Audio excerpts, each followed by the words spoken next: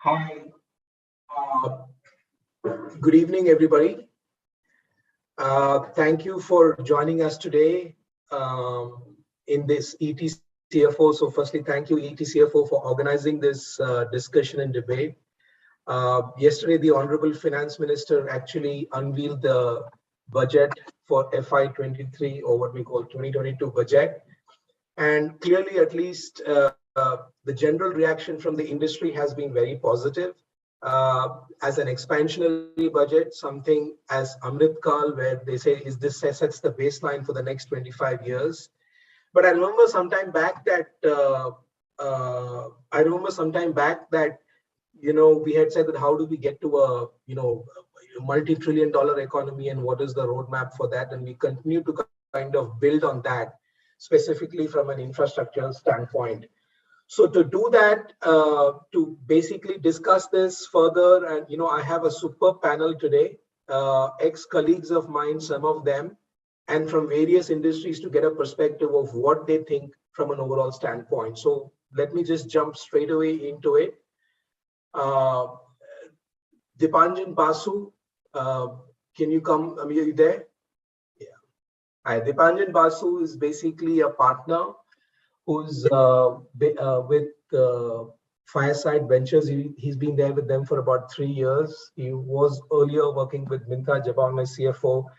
And then in that previous, and then before that, he was basically working with Wipro, and that's where, he and I know each other. So thank you, Dipanjan, for making the time and joining us today. Sandhya Sriram, the group CFO for Narayana Health. She was a colleague of mine, but she's just joined about a month back.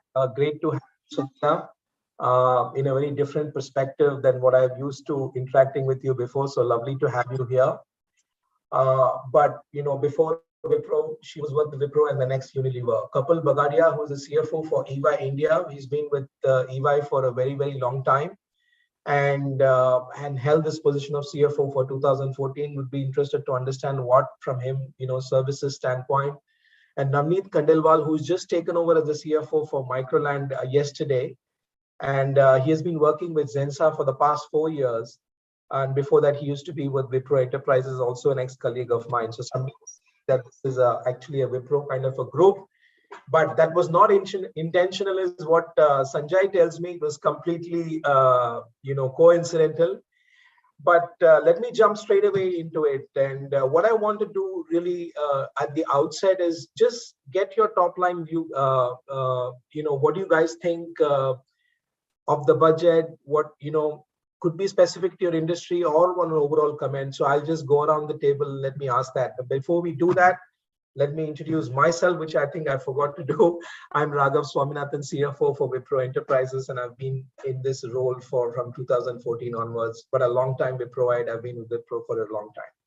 Great. So Dipanjan, we'll start with you. I see you as the digital native here. Clearly, why don't you give me your sense, and then let's go around the table, please. Sure. Thanks, Raghav. Raghav, and thanks, ET CFO, for having me here. So it's been an honor.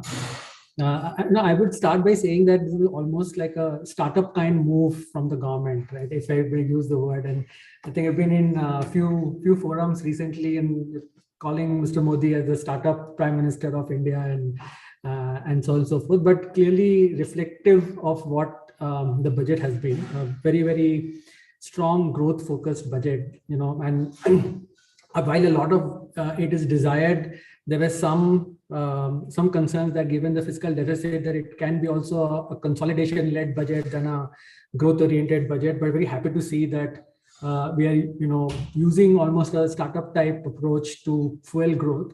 So at a high level, 3-4 very fundamental things which jumps out to me. One is, the vision of looking at the next 25 years and not necessarily only the next 5 years, and setting some of the very, very hygiene baseline, factors into place, especially the push around infrastructure, push around the whole digital health ecosystem, the digital financial ecosystem, and early indicators of accepting what we are calling as a Web3, which is possibly going to be the next dimension of growth, which is NFTs and metaverse and crypto. While not fully there yet, but I think with some introduction around tax of that hopefully is a first step towards accepting that ecosystem and not shying away from that ecosystem. I think these 3-4, along with, of course, wanting to make India as a financial center hub, like how the ACZs got set up 20 years back from IT standpoint, with the introduction of IFSC and Gift City, and the amount of capital which the PE-VC ecosystem has seen over the last few years, with domestic capital being opened up to the VC ecosystem, I think are all directional step towards creating a very, very strong, resilient economy, as we see, not only for the next 3 to 5 years, but certainly for the next 15 to 20 years. So very, very excited to see some of these steps. Of course, a lot would depend upon how some of these are getting implemented on ground. And with that caveat, I think I would say these steps, and we'll of course cover some of these points in detail, very, very encouraging. Super. Dipanjan, I'm going to come back to you on whether we should be investing in taking all our savings and putting into Bitcoin now, because that's what you're going to tell us whether we can do that or not.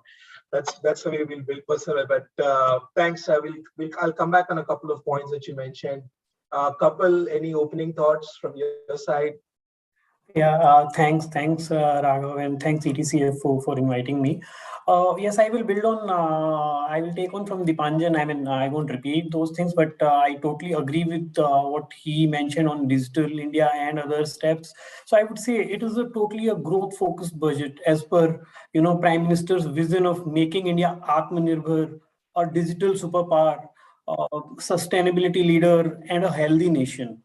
I know healthy nations is the only word which may have some negatives in this budget, as in not as per expectation, but otherwise everyone was expecting a populist budget given election there, but it is not. It is full of it is not only money in the banks, but more on growth schemes, structural reforms, social reforms, all those things. And one word which I would like to pick from the whole budget is other than digital is capex. I mean, that's the super word was there. We are increasing our capex from 5.5 to 7.5 lakh crore, which is approximately 35% increase. This is going to give a big push to the whole economy. Then a lot of ease of doing business things which were there for manufacturing and MSMEs, various import exemptions removed. All those kind of small things are going to help, and effectively, it's a continuity. It is not a standalone budget for this year. It is a continuation of thoughts which were built on by Prime Minister initially, and we are really working on that. So I mean, I would I would say it is overall happy, good budget from growth standpoint. Great, Kapil. Yeah, no, I completely understand the capex side, and I think that capex, that's really caught the headline for everybody, because infrastructure in India is such a headroom story that whatever we do does not seem to be enough. And I can only be evidence to what I see in Bangalore. There's all the places is being dug up now. I believe that's because of infrastructure, but I really don't know when that will come to pass. But getting into specifically health, Sandhya, what do you feel? Clearly, I think there are 2-3 data points which nobody can dispute. Doctor to people ratio very low in India. Digital health not really there in India. Poor country. What is your sense of being a CFO of in the health sector? What do you feel? Sure. I think before going into the health sector, I do want to add to what Dipanjan and Kapil had said, that it's a really bold budget, and with the elections around the corner, we expected that they'll dole out some farming incentives, and so I think it's a good step. Having said that, coming to the health sector, coming out of the pandemic, we were expecting that there would be some amount of interventions in the health sector. We didn't see it at that scale at which we expected. But to be fair, I think in some form the pandemic is behind us. It's more endemic now and it's part of life, and therefore creating the momentum in the economy is more important. I do want to take a little bit of time on this digital health because it's not often very understood as what do you mean by digital health. So there is about September last year, I think, Narendra Modi launched this Ayushman Bharat Digital Health Initiative. So it starts with creating a registry of all medical professionals, but eventually it progresses to having all the health records of patients digitized. Now, imagine in a country like us, every time you walk into a doctor, you walk with those 15 files of various ailments, and you expect that the doctor within that 10 minutes is just going to read all your files and be able to give you the right diagnosis. That is one. Second is it then also, there is a lot of lack of transparency, lack of governance in the process. So I think this is an extremely welcome step. And it's not from this budget, but the seeds were laid a little earlier itself when the Ayushman Bharat initiative itself started. There were many schemes in the past, but Ayushman Bharat was one comprehensive scheme which provides universal health insurance. And from there, then digitization of health records. So I think these are steps really in the right direction. What I cannot say today is how effective the implementation is going to be, because this is obviously a very charged topic, and transparency here is like it's a bit like real estate, and the role of middlemen. So it's like that. So it is we have to see how the execution happens, but I feel that it's a phenomenal step. The other aspect which I just want to add on to the budget is this concept of simplicity and consistency. In some form, we were expecting, like when Nirmala Sitharaman was reading the budget and the direct taxation came, we were all like waiting and thinking, oh, what is she going to say? What is she going to say? He just finished it off in some 10-15 minutes. Some simple changes, keep it consistent, no major look forward to heart beating moments for the public. I think it's a good way of landing a budget. So according to me, it's a great budget. And thank you for the question, Raghav. Great, thanks, Sandhya. So Navneet, you're obviously the CFO for an IT business, some new age health services. IT, in my mind at least, does not need any budget support. They are on a golden run. The pandemic has driven that. People are spending out of their years globally, without doing anything, without any support from any government. You're going to be doing big numbers, and clearly we can see that. But but there is something for IT, from an SEZ standpoint. So just give me your overall view. What do you think where things are from your standpoint? Sure, Raghav. So firstly, talking from an overall budget perspective, I think it did focus on infrastructure spending, the capex cycle, and the review of VC and PE regulations, as well as it's covered certain details with respect to the SEZ provisions. All in all, it has got all the ingredients which will really spur the growth engine of the economy. So from that perspective, I think it's a well-rounded, a very nice budget. Coming on to the IT industry per se, actually, as of now, there is nothing there is no gain or there is no impact on the IT industry based on the provisions which have been declared in the budget. We were indeed waiting for what is the kind of regulations which will be clarified with respect to SEZ, because we've moved into an environment where it's hybrid work model, and again right now most of them are on 100% work from home model, and slowly and gradually we will move back into a hybrid work model, and we believe that's going to be there as a mainstay over the long term. The rules are not very clear with respect to that in terms of how will the taxation in such event work out, and there are a lot of procedural aspects which have to be taken care of. So there is a significant amount of ambiguity with respect to that, with respect to movement of assets. How will you claim the benefits under Section 10 AAA. So, all those issues and challenges still remain. But the good part is the government is going to has not converted this into an act as of now, and they are going to be rolling it out subsequently. I believe the industry bodies, NASSCOM, and we will again have a say in order to give inputs to the government so that practically the ease of doing business is being catered to, because that's what we are looking for. We are doing well from a business perspective as an industry. And of course, our tax rates have also been going up, as you would notice. And the taxes that we are also paying out is quite significant. And all we seek is some level of ease of doing business in this. And we'll have to wait and watch for them.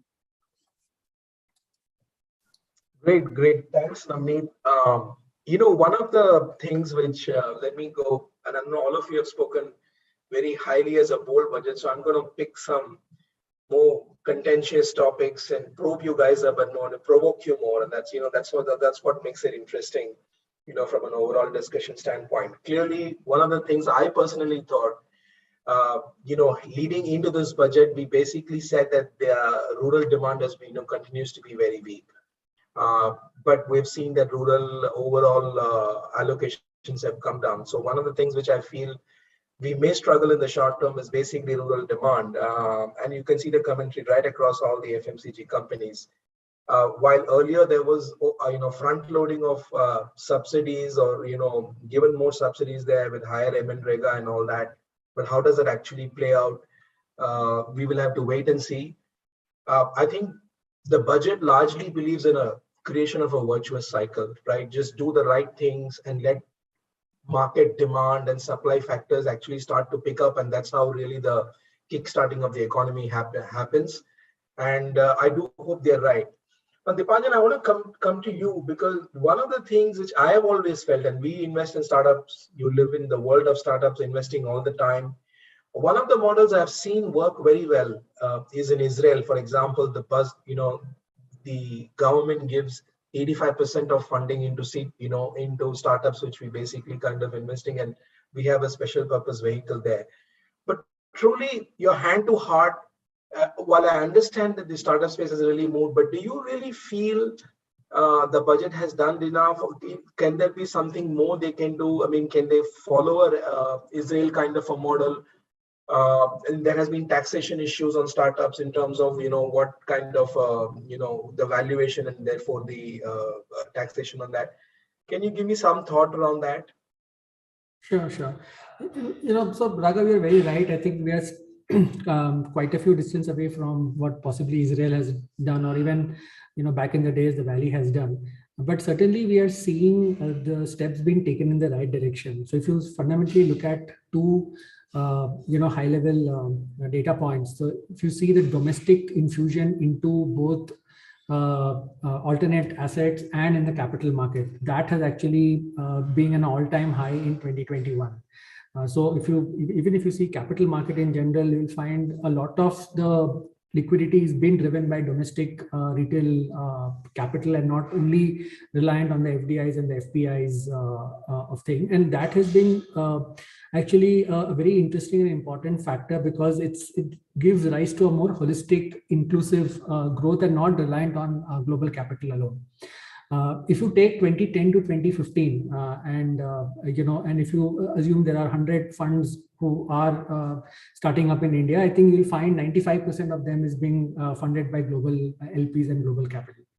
Now, we have seen that significantly changes between 2016, after the Fund of Funds for Startups was set up, by Prime Minister Modi in 2017. So SIDBI and NIF, and SIDBI happened to be an investor in our fund.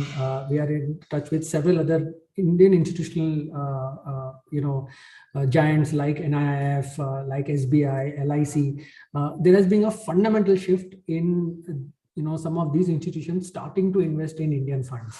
So what that does is that actually it encourages significantly more fund managers to come into the space to invest in startups. Secondly, some of these institutions can also direct capital in thematic funds, right? So there are, NIF, for example, was initially set up as an infrastructure fund, which is an partly government of India, partly global fund collaboration, right? Even SBI Cap Ventures have specific thematic funds around investing in climate change, investing in, green economy, investing in health tech, agriculture, agri-tech, and not all of these sectors will see returns immediately. So it's important that some of these investments are done with the backing of the sovereign in the country, which actually gives at least 5-10 years, horizon for new age areas, especially around life sciences, agri-tech. We heard about drone technology being used for agriculture. It will not show up returns initially, but given this focus and these startups getting funded by domestic money is a substantial, step in that direction. So that is one aspect of why, I see there is certain movement. What remains to be done is actually opening up the pension funds and the larger kitty of money for investing into startups and basically, if that happens, then it will, just be the perfect storm, because then you will have the biggest capital pool in India, backing the startup ecosystem. Like how today Canadian Pension Fund is the largest LP directly. Every chips you eat and every e-commerce delivery you get, there is a Canadian pension fund money being indirectly being part of that. So ideally, hopefully EPFO can be that vehicle, if you look 10 years ahead. The second aspect is the whole GIFT City and the IFSC structure, which is trying to make India as the global hub for for attracting financial capital, and not only for India but for the globe, and almost competing with Singapore and Mauritius in that front. I think we're still in the early days, but the steps we are seeing on the ground being taken both by the authorities, the autonomy given to the regulators in IFSC, trying to attract top top global LPs into those structures. I think, again, early days, but substantially big move. We saw some, announcements around those, but it is not so much budget linked as Sandhya was mentioning in healthcare. A lot of initiatives are already happening. The budget is just making it sure that it continues to hold that fort. What needs to be done is in each of these regulations, both on the domestic fund and on the global fund, there are a lot of collaboration required between 2-3 anchor entities, which is primarily SEBI, RBI, and and the Ministry of Finance. Sometimes we see that some of these individual entities, based on how they are looking at their regulatory framework, creates some kind of some kind of a parallel thesis around these investment opportunities, which is a matter of clarification. And I sincerely hope that with this focus around this, a lot of the kinks in the in the regulations will get ironed out over the next 12 to 18 months. And there are several small kinks. I don't want to get into each of them, but things like how to tax carry, and how indirect taxation on management fee. A lot of these through IBCA has been pointed out to the ministry and to the authorities. There is significant openness to understand and hear them out, and hoping that with all of that, India will become a destination for funds. In the absence of that, however, in the past, we have seen significant amount of Indian fund managers relocating out of India. And that is arising out of the fear of taxation, the fear of, the authorities coming after, 5 years, 10 years, even beyond the period of jurisdiction. I think the statements which the finance minister made around creating, jurisdiction and legislation around, arbitration and settlement of disputes, ease of doing business, as Kapil was mentioning, some of those will help those, but style remains to be seen at how implementation of that will happen.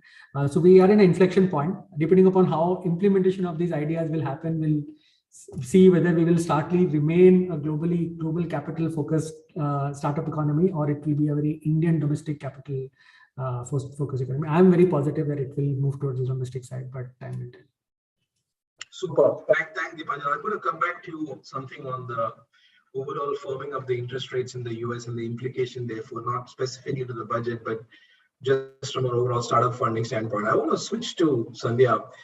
You know, Sandhya, notwithstanding the budget, but 2 to 3 years back, before the pandemic came, India was basically the medical tourism, right? Where a lot of people basically kind of come in, and there has been a lot of fundamentally traffic. And I know that I've spoken to some of the CFOs in the medical industry saying that when the pandemic first hit, how they struggled through and they were trying to kind of improvise yourself. Does it how does that, just from an overall industry standpoint, because health is very closely linked to the billion population of where we are. And I know that if I go to the rural area there, even the medical facilities are fundamentally not there. But from a budget standpoint or any perspective, any thought you can, you guys can, how are you thinking about it? Because the pandemic, as you said, I don't know when we'll open up international travel again. Was that a really?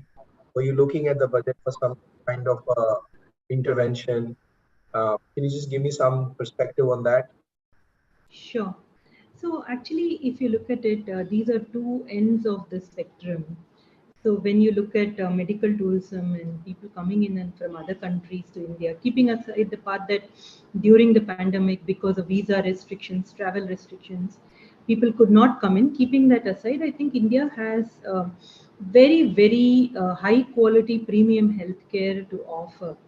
And therefore, that market, of course, there is an opportunity to tap, and there is a lot of capital also flowing behind that market, and there is a lot of focus as well. Now, the other end of the spectrum is your, bottom of the pyramid opportunity or bottom of the pyramid health gap, if one has to look at it. That's very, very real. So if you go into a tier 2 or a tier 3 city in India, city or villages, while we say at a country level, we have 0.74 doctors per 1,000 people, that's the statistic, it'll be some rounding of number if you take only the tier 2, tier 3 kind of cities. So there is, when at the peak of pandemic, the government did come up with like a VGF, funding for building infrastructure, but that was more on the capex side. If we have to really step up healthcare in tier 2, tier 3 city, it has to be in some form like a public-private partnership kind of model, like the way the government has done on infrastructure. If you're going to expect high-quality private players to go into smaller markets, that scale is not going to be there, and that the benefits of the cost to realization, because these will be low realization markets if you want to reach care at a holistic level. So there has to be some sort of gap funding the government should do to be able to build infrastructure, private infrastructure. Somehow the public policy has always been directed towards strengthening public infrastructure, but how much ever money that's put behind it has been too little if you come to think about it. That's one aspect. The other, I think, on the positive side, which I would say is this entire initiative around Ayushman Bharat. I think it's a very comprehensive medical coverage that the government tries to offer. But if the government has to be able to attract private partners to be able to partner the initiative, then the government has to get a little more efficient with its execution of the system. So, for example, the way the prices are fixed, or the way the collection cycle, the settlement cycle for the hospitals, there is a lot of inefficiency in that, and therefore there is an inherent struggle in making these schemes work for private players. So that's another place where the administrative machinery will need to do some work in terms of making those schemes effective. But on a summary level, I think we have a lot of ground to cover to be able to really get healthcare to the grassroots of the of the country. Thanks, Sandhya. I remember reading an article that if you are getting into India from San Francisco, to do an RT-PCR test is some $300 or something like that. This is some $5 here in India. It just shows that that's the potential of India, and I hope the policymakers look at saying that how do they address both ends of the spectrum, at the bottom of the pyramid and at the top of the pyramid, for us to be able to showcase what we have to fundamentally offer.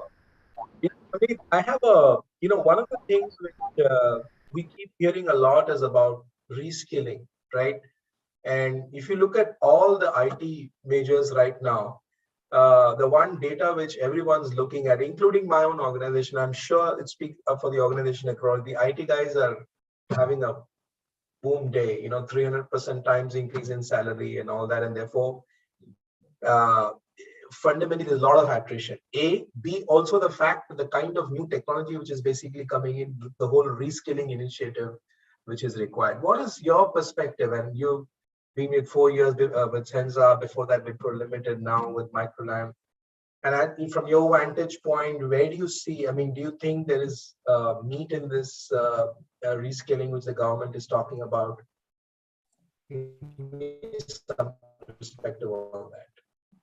Yeah, absolutely. Actually, the entire game in IT is shifting to really train towards newer technology. Actually, there is a significant acceleration for customers or companies to actually adopt cloud or bring on transformation, because it's become a question of survival.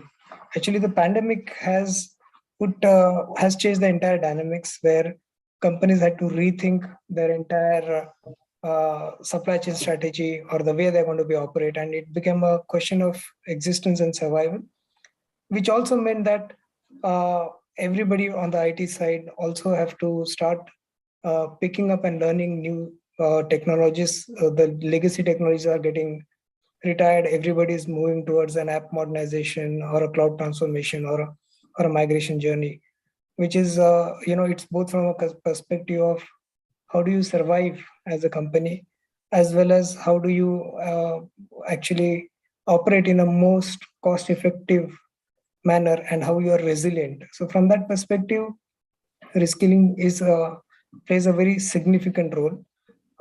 People have to pick up the newer technologies, and so that is something which is given. And I believe this perspective which has been brought in is going to stay, and people will have to give due importance to it. Otherwise, it's a question of survival from that perspective, I would say, Raghav. No, thanks, Nandita. I always think that whether it's a demographic dividend or demographic Damocles sword hanging on our head, because if you can't reskill the entire 1.3 billion population, we will have basically anarchy on the streets. Kapil, services have had a fantastic last 2 years. EY is so busy that they're not even picking up calls from me to basically say, because they just got their orders up to their ears. So from a budget standpoint, and I don't think there's too much really on the services side, but specifically from services industry standpoint, both in terms of go-to-market or anything from a customer service, any perspective which you want to be able to share just from an overall policy standpoint? Yeah. So as you rightly mentioned, there is nothing specifically there for consulting industry, but yes, of course, as a few of panelists talk about IFSC and all financial services for financial services, a lot of things are there. It is moving in the right direction. If we talk about consulting, as I mentioned, the capex itself, will create a lot more opportunities for us. As in, when I say us, all the service industries, whether it is consulting or IT or architect for that matter, all those things, they will get a lot more opportunities to partner with government in all these initiatives. When we talk about digital push.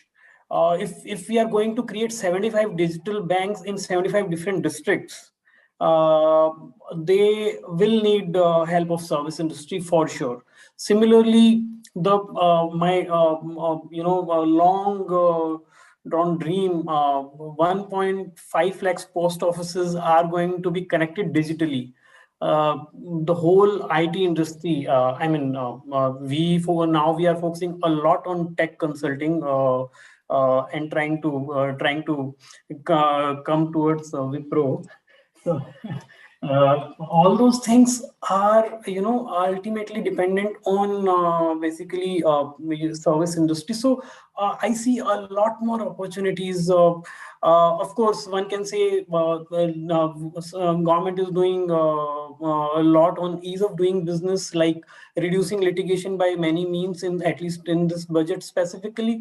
But I see that as an opportunity rather than saying that it will reduce our assignments, our clientele, because the more ease of doing business we have, more and more investment we will see coming to India, and it will create not only opportunities for service sector, service companies, but for people in terms of employment. So whether it is a push to MSME, or if we talk about organic farming, everywhere, we see opportunities hidden, which one need to go for. Okay, no, that's absolutely right. And I think usually the CapEx has a multiplier effect on multiple things, which I'm going to actually has worked the other way around only. The whole work from home phenomena from an IT industry standpoint, I know has saved big money for the IT companies, but a lot of people are complaining that all the tertiary services have got impacted. Do you see that overall going forward, would that be a hybrid model where you will work here and work there? But do you see from a policy standpoint, one of the big things we were expecting, and I don't know whether its notification is out, that under the SEZ Act, they are going to basically change the act to say that work from home is going to permanently come through. Any thoughts? I know the lobby has spoken about it, but the government was a bit tentative. Any thinking on that? Yeah, so from actually, see, like I said, we moved to a hybrid working environment. Right now, I think practically everybody, because of COVID situation, is 100% work from home. And we will resume hybrid working environment as soon as this wave resides. And we believe in the long-term hybrid working model is the way of life. What percentage of people will be working from office versus working from home is still to be calibrated. It may vary from, starting from 10% to 60%, but nobody has envisaged that it would be more than 50 or 60% of population working from office, at least in the near 3 to 5 years. So from that perspective, there is significant clarity still to be achieved as to what are the steps an organization needs to do to ensure that they are in compliance with the SEZ norms and are able to avail the benefits of the Section 10AA of the Income Tax Act. Other element is the government has been extending the benefits that they have given in terms of the flexibility on the work from home model with respect to the assets which have been taken out. But there has to be much more clearer way of how will you be administering it over a longer period of time, knowing very well that a very particular chunk of workforce is never going to be coming back to office. So from that perspective, how do you operate the customs regime and the debonding of assets if need be? Those aspects are still not very clear. And that is something which people are still looking forward to. Another aspect is with respect to how do you, is there a reduction in operational area which you would allow on account of permanent work from home? Because, if the SECs are still meeting the export obligations, do you still want to restrict at 1:1 ratio between the number of seats and the number of people you are allowing, or you want to have some amount of flexibility in it? So there are various such aspects which we are looking forward for clarity. In some form, I think the government is also trying to figure out how this work from home will operate. The only challenge with each delay in drafting a definite definite act or ruling on that is that time is ticking. We are anyways operating in a particular way. We don't want to be surprised subsequently that there is something which gets enacted, which impacts the past, which we can't undo. So that's the biggest risk that we carry. And that's where there has been a push to try and resolve this quickly. In some form, it was a bit disappointment from which we felt in the current budget, because we were expecting that clarity to emerge. But the government has delayed that for some time. Plus, they are also trying to figure out how will it be from a taxation regime perspective, and we'll wait to hear from them.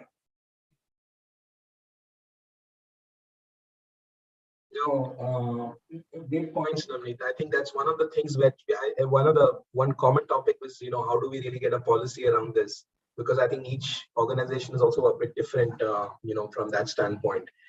Dipanjan, coming back to you, I was one of the last 6-8 months consistent chatter around interest rates firming up, funding about to dry up in startups. So should we do something bold on creating a startup fund in India, which is like significant? Or do you believe that there is enough market play available that funding will continue to come despite the firming up of the interest rates? What anything which you think over the next 6-8 months how it will unfold? Sure. So, Raghav, to a large extent, I think anyway it was expected. The Fed quantitative easing supposed to be tightening up last year. It didn't tighten up last year. It is tightening up now. So it was expected that the tightening up should happen. Ideally, there was too much liquidity over the last 1.5-2 years post the pandemic hit, and that is reflected in the overall capital markets in the US and in the West.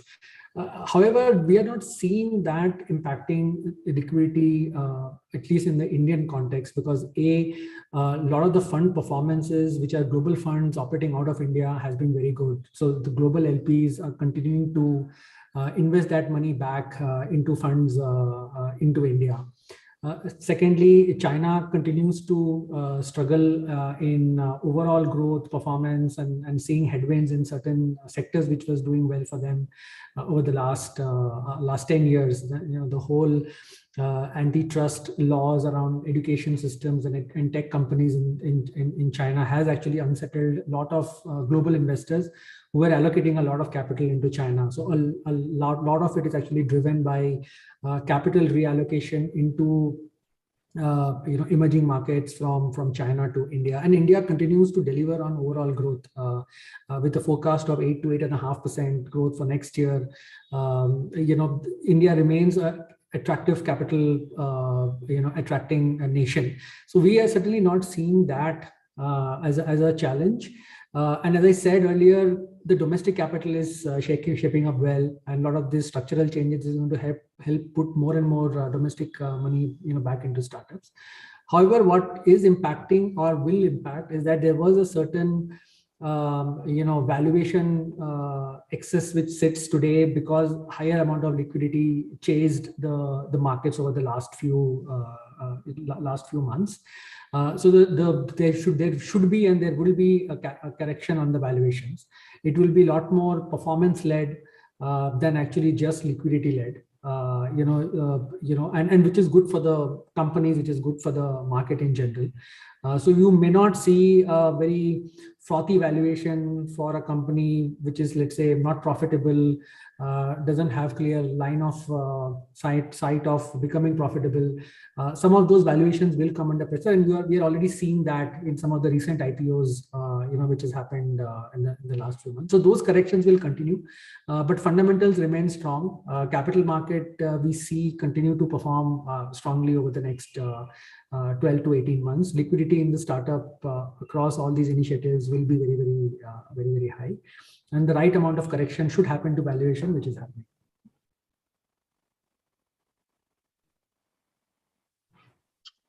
Great.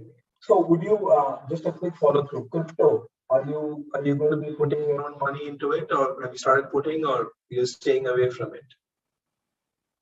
You mean in the start? I mean, we are in the business of investing in the startup, so I don't think we can stay away from it. But I think there is a significant maturity which we have seen in the Indian investor, Raghav. I mean, compared to the class of assets which Indians were on an average investing 20 years back, which is primarily real estate, followed by fixed deposits, followed by gold, and then followed by equities on the stock market. I think that reversal has certainly happened. Which is a very, very positive, positive change. We have seen several angel platforms which are there in the country, which are channelizing capital in a more professional manner into startups. So investing into startup is no more HNI prerogative, but it's very, very democratized across income groups. And this is fundamentally the shift which we are seeing today versus even 3 to 4 years back. And this is only going to become, better and better. I think I was talking to someone recently and said, look, India has always been an entrepreneur and a startup world. We used to call it businessmen. Now we are calling them entrepreneurs, right? The rechristening of a businessman back in the 80s and 90s to an entrepreneurship, and giving that respect to the business person, right, who was earlier not getting that request because there was no fund sitting on behind him. It's a bootstrapped family business, and instead of respecting that economy, we were actually looking down on that. I think that has fundamentally shifted. Today, somebody coming out from an IIM and an IIT doesn't look forward to necessarily join only large companies and banks, but looks for joining any of the hot startups. I think that fundamentally is the wind of change, which is so welcome. Okay, cool. Thank you. Hey, I do have one follow through quickly with Sandhya. Sandhya, government is spending a lot of capex. Tell me about your capex plans. Are you going to be spending money, or are you going to be expanding, or you guys are going to be holding back your Actually, Raghav, while Sandhya will answer this, you should also answer this question from the perspective of your industry. I will, and I can actually, but let me, since I've asked the question, let Sandhya give me a quick response. I will do a quick follow through. There are some questions in the chat box, so we'll take a look at that, but Sandhya, response on this one. So healthcare definitely will go through an investment phase, but it will also go through in terms of, there has been a lot of learnings from the pandemic in terms of the design in which healthcare can be executed, whether it is the layout of the hospital, whether it is the, every time a wave comes, how do you cater to the patient? So for example, recently NH inaugurated our ICU. The way the design of the ICU is that it's fairly digital. So without too much of doctors having to actually access inside the ICU and see the patient can be taken care of. So while there will be capex spend in build, but there will be reasonable capex spend in transform, both from a digital point of view, facility digitizing, contact with the patients, digitizing the facility and access to the patients to be able to deal with whatever the future of the pandemic brings.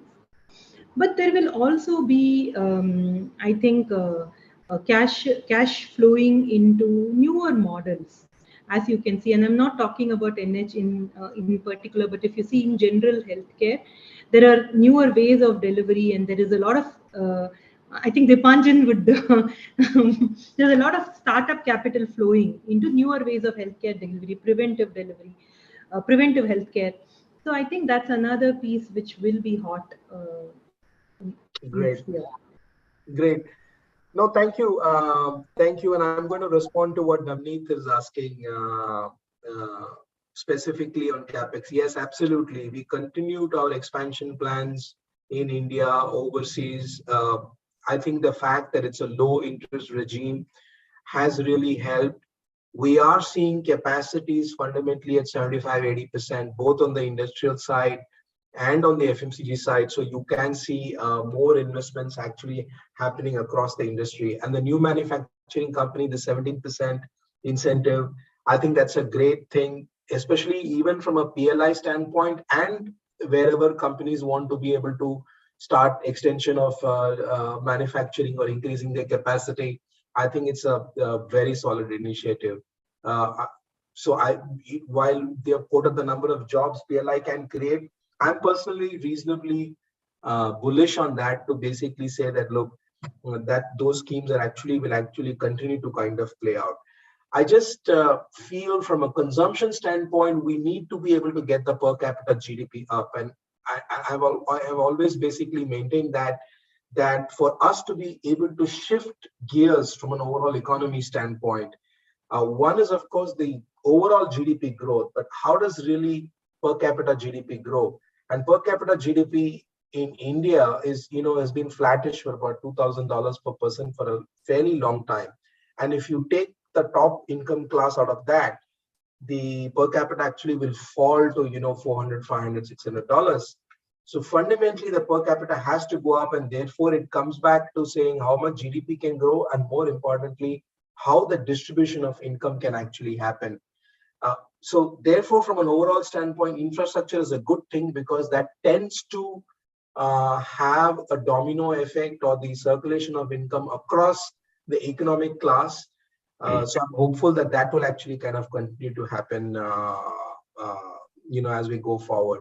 One of the questions which kept getting asked keeps getting asked in the environment is, are companies looking at M&As and things like that? I can only tell you, in this group, continuously we look at M&As, despite whatever's really kind of happened, the pandemic. The low interest rate regime actually fundamentally also helps that, but it's driven by the specific sector dynamics. Very quickly, group, there's some questions from the audience, and I'm just going to quickly go through that.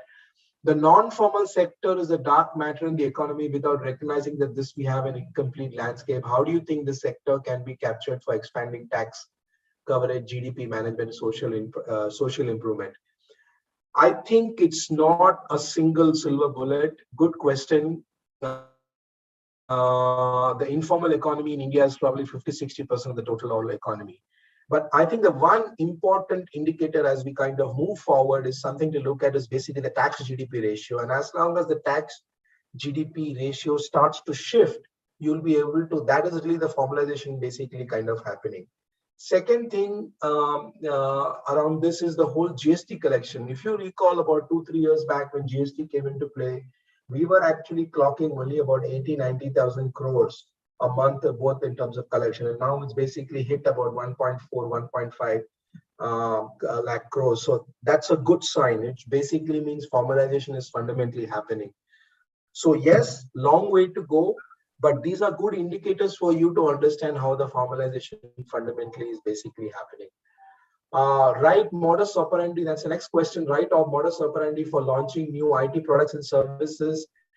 I think Dipanjan can really talk about that, but the fact is today, a lot of promoters come to me, basically, they have been able to start companies and create something in 12, 18, 24 months. So clearly India is there. I don't think, and as long as the product is speaking to some need, which is basically kind of getting fulfilled, I don't see that as a challenge from creating any kind of products or something like that. Tax on crypto. What do you think about it, Dipanjan? You want to take that? What do you think about tax on crypto?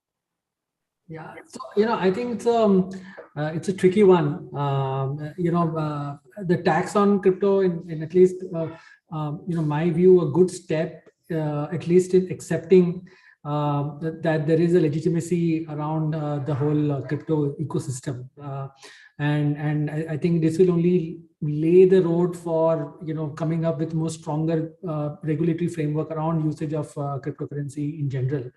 And the fact that there is a digital e-rupee which is going to get launched in 2023 by RBI, it's certainly, as a combination of that fact and the tax on crypto put together, I think is a very, very solid step. As I was saying earlier, Web3 and Metaverse is the future. We are seeing it in our respective businesses. that the future of consumer is going to be on gaming platforms and in the metaverse. We can't stay away from that. The more we try to understand it and create a very healthy framework around it, I think that's the right step than trying to shut it out. And I think this is really a good indication that it will. So in my view, it's a good step, provided it is backed by more such announcements around the framework of how cryptocurrency can be dealt in India. Cool. Dipa, I'm going to follow through, put you on a spot here. There's a very specific question. See whether you can answer it very briefly. What is digital rupee, digital asset as cryptocurrencies? These terms are being intermingly used. How are they same and how do they differ?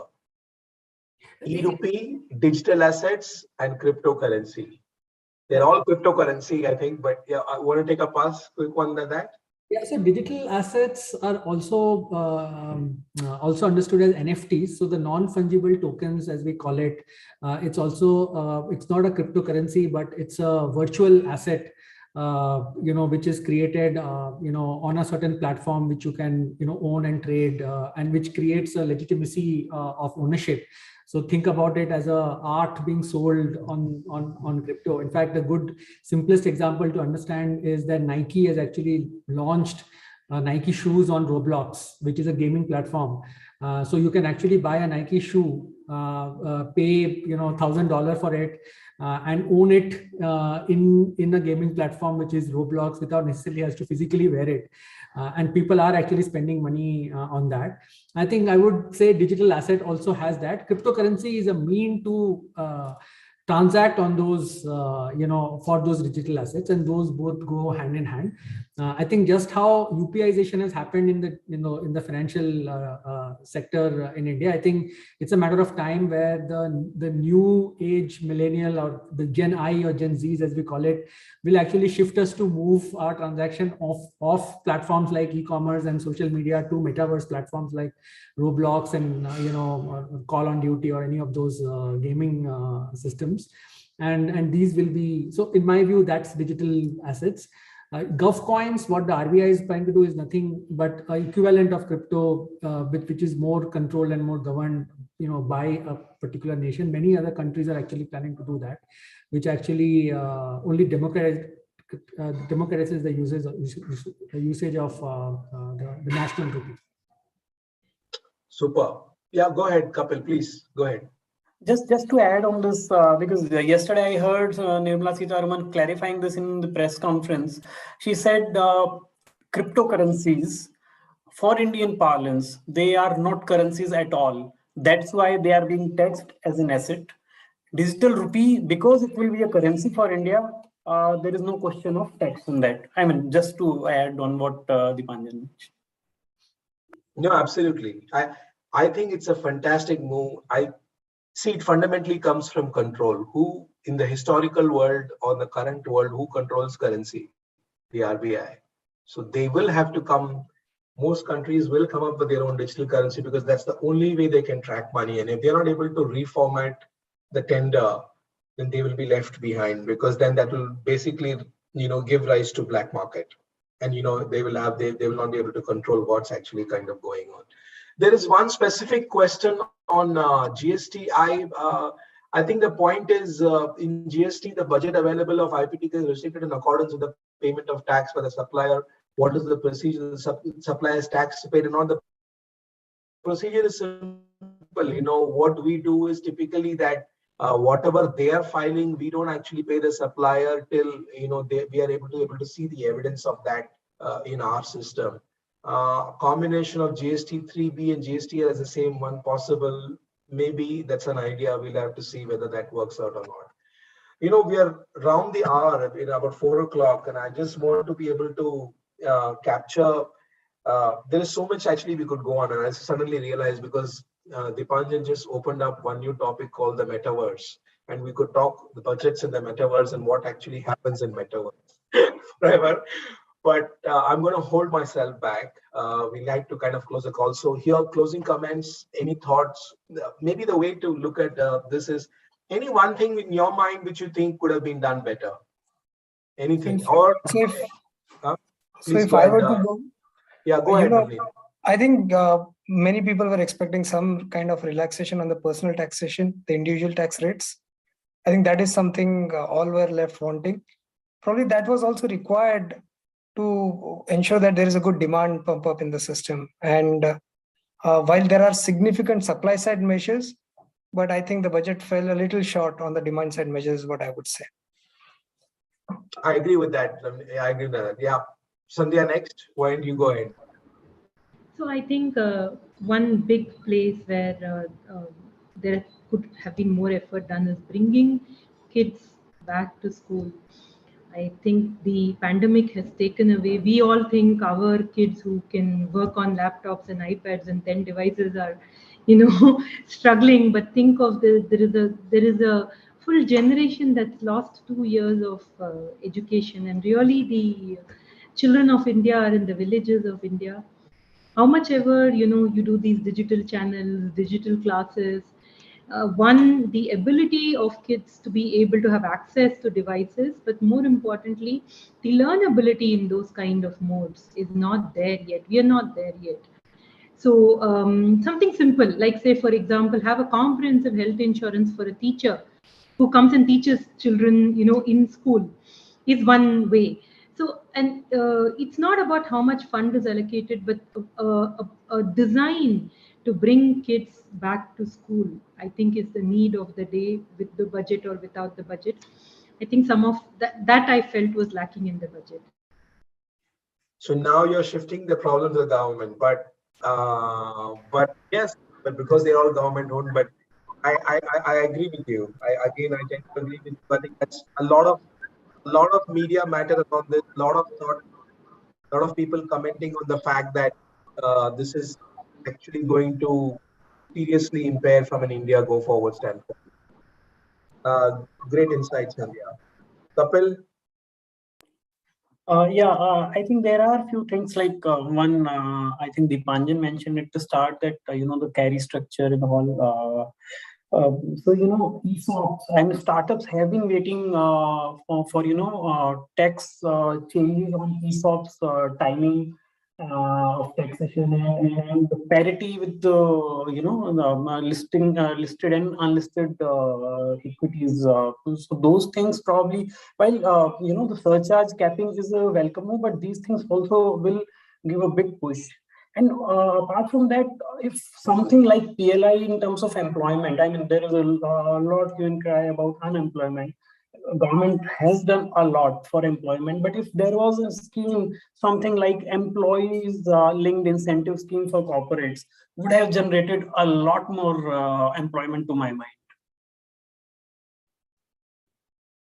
That's an interesting one. Linking some kind of incentive, very, very, very incentive, very interesting thought. Dipanjan? Yeah, I think similar to what Kapil said, I think there were some clarifications around specifically on the VCP world expected on clarification on GST carry, etc. I think there is one. I think secondly, we are also inflationary right now, and that can actually be a significant headwind which we are undermining, and we are seeing margins under pressure. So there could have been some muting down on GST rates on certain products, which can actually fuel more demand, more consumer demand. But again, with the fiscal deficit, I'm assuming that would have been a tough call. But yeah, but those will be the two. One is on the clarifications on PVC side, and the second is on pushing more demand through GST rates. Super, great. I think that last thought which you mentioned on inflation, and I come back to consumption, per capita GDP, the bottom of the pyramid, how that whole thing, I really hope in this whole capex spending, the virtuous cycle, if you will, really gets kicked off in some form, because unless we are able to see income at the grassroots level, that's the only way things can actually move forward from an overall income standpoint, because unemployment was probably one of the highest, I remember reading 1 or 2 months back, post the pandemic. So hopefully capex spends, things like that will kickstart the whole thing. But we have really come to the end of the line here. I really want to take a minute to thank all of you to join me today, from your busy schedules. I've totally enjoyed interacting with all of you. I think after a long time, we have done this. So hopefully we will have more sessions in the future, specifically around topics, not necessarily on the budget, maybe more on the industry. But once again, thank you on behalf of ETCFO for making the time and talking to you. Take care, stay safe and be well. Yep, thank you. Thank you. Thank you, everyone. Thank Thanks. you. Bye. Bye.